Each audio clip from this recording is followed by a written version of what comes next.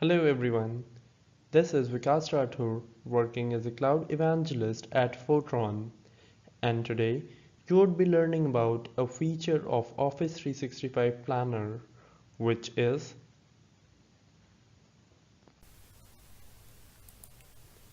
I have made it the list of all of the tasks that I would be requiring under demo.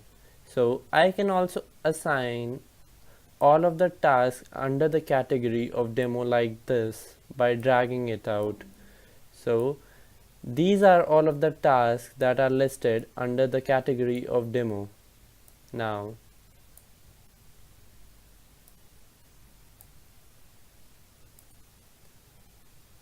now under the bucket of demo that we provide, you can see all of the names of the service for which we do provide demo, that is Teams, SharePoint, OneDrive, Office 365, OneNote, Sway, and Delve.